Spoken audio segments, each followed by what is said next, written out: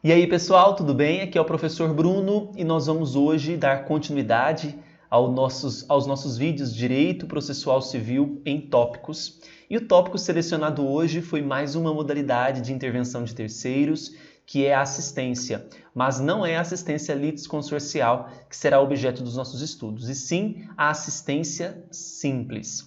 Muito simples essa assistência, está prevista lá no CPC dos artigos 121 ao 123, portanto apenas 3 artigos sobre esta modalidade, tá bom? Aproveito e convido vocês também a conhecer o nosso curso de 940 questões de Direito Processual Civil, disponível no nosso site www.eleitoralcombruno.com.br.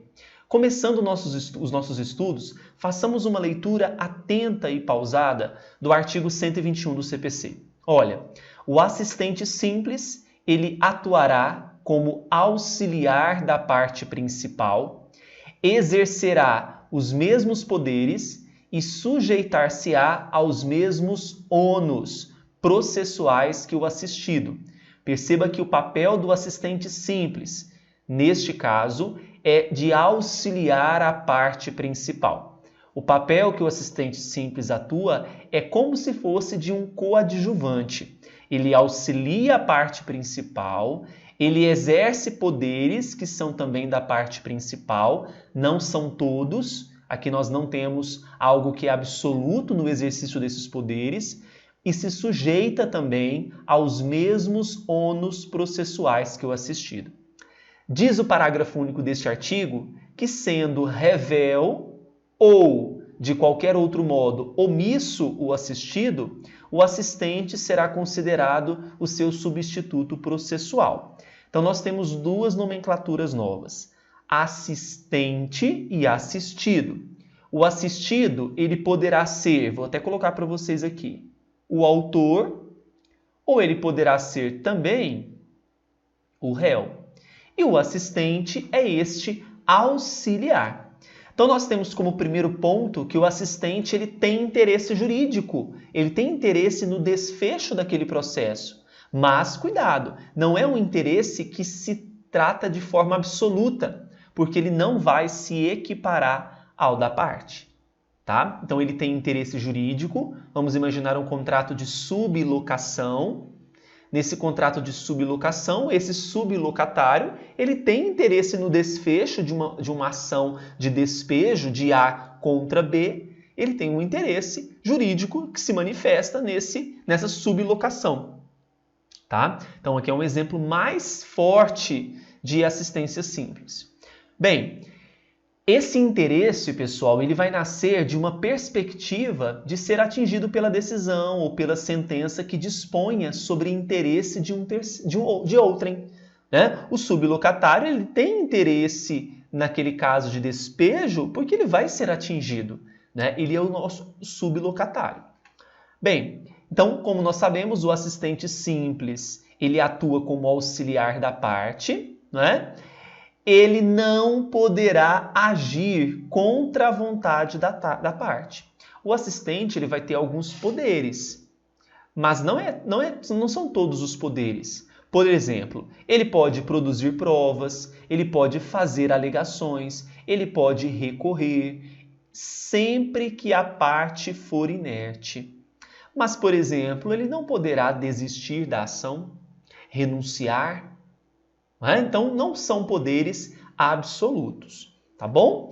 O artigo 122 deste CPC diz que a assistência simples não vai impedir, não obsta, a que a parte principal reconheça a procedência do pedido, desista da ação, renuncie ao direito sobre o que se funda a ação ou transija sobre direitos controvertidos. Não é porque eu estou ali como auxiliar na ação em que isso vai impedir que o autor, vamos imaginar assim, o autor, sendo que a assistência pode ser autor ou réu, assistente do autor ou assistente do réu, não vai impedir que a parte principal desista da ação, renuncie a direito, tá? Não há esse impedimento com a existência da assistência simples. Então, nós temos uma certa dose de subordinação da atuação do assistente ao assistido. Tá? Lembrando que o assistido ele pode ser o nosso autor ou ele pode ser o nosso réu. Tá bom? O artigo 123 ele vai tratar sobre a temática vedação de rediscussão. Olha, uma vez transitada em julgado a sentença no processo em que se interveio o assistente, então naquele processo em que teve a presença do assistente, assistência simples, você quer ser assistente de um autor, você tem que protocolar uma petição desejando, mostrando para o juiz esse interesse jurídico naquele caso e o juiz vai analisar sobre essa possibilidade de assistência. Tá? Transitada em julgado essa sentença no processo, este não poderá, o assistente, em um processo posterior, discutir a justiça da decisão, exceto se ele alegar e provar que. Então, veda-se a rediscussão, só que essa vedação não é absoluta porque tem duas exceções. Quais são? Olha, pelo estado em que recebeu o processo ou pelas declarações e pelos atos do assistido, foi impedido de produzir provas suscetíveis de influir na sentença, provas que poderiam mudar o rumo daquela sentença. Ou 2, desconhecia a existência de alegações ou de provas das quais o assistido, seja por dolo ou culpa, não se valeu. Nesses casos, a questão da vedação à rediscussão cai por terra, tá bom? Regra, veda-se a rediscussão uma vez que transitou em julgado. Exceções, as duas exceções aqui colocadas no artigo 123. Vamos ver como que isso foi cobrado em prova? No concurso CESP-Sebrasp MPE Piauí 2019, trouxe uma questão assim.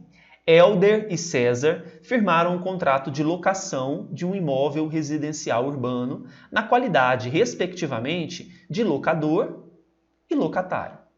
Em seguida, o imóvel foi legitimamente sublocado por César para Roberto. Então, César é o nosso sublocatário, tá bom? Meses depois, em razão de suposta prática de um ilícito contratual, Helder ajuizou uma ação de despejo contra César. Perigoso aqui, hein? Então, só voltando aqui, pessoal. Na verdade, o imóvel foi legitimamente sublocado por César para Roberto. Então, Roberto que é o nosso sublocatário. Tá bom? Só para a gente corrigir aqui. Tem Helder e César, que são as partes do processo, e o sublocatário Roberto. Tá bom? Helder ajuiza, Helder seria então o nosso autor do processo, César seria o réu e Roberto seria o sublocatário. Então, olha, meses depois, em razão de uma suposta prática de um ilícito contratual, o Helder, que é o nosso autor, ele vai protocolar uma ação de despejo contra César.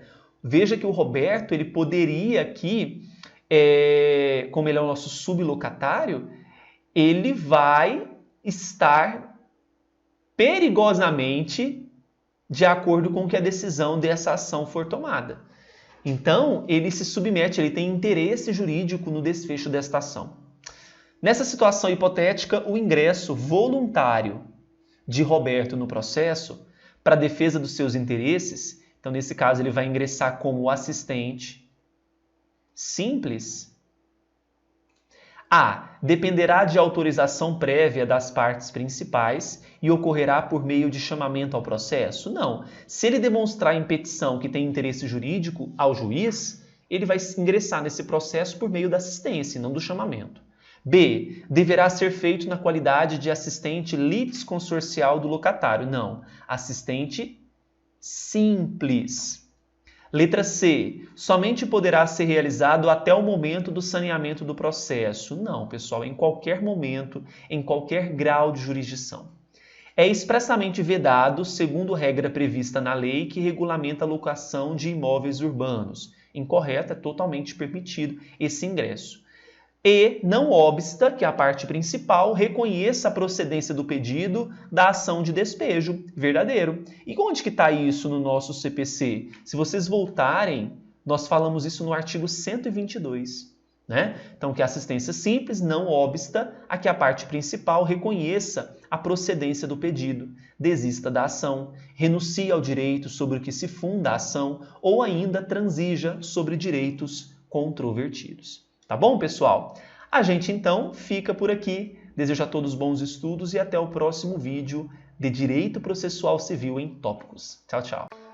Para você adquirir o nosso curso de 940 questões de Direito Processual Civil é muito simples. Basta acessar o site eleitoralcombruno.com.br, clicar em Cursos, Cursos Isolados e buscar o curso Direito Processual Civil 940 questões. O valor do curso está excelente, são 940 questões de Direito Processual Civil divididas em 47 aulas segmentadas por temas. É a sua oportunidade de, através de questões, de uma vez por todas, acabar com esse medo e receio de resolver questões de Direito Processual Civil. Agora, pessoal, se você gostou do vídeo, dê o seu like, se inscreva no canal e clique no sininho para receber todas as novas publicações. Além disso, no nosso canal do YouTube nós temos várias playlists com leis comentadas, questões comentadas, feitas com muito carinho para você. Siga também o professor Bruno Eleitoral no Instagram. Basta você digitar aí @professor Bruno Eleitoral. E no Facebook, www.facebook.com/Cursos Bruno Oliveira. Um grande abraço e até mais.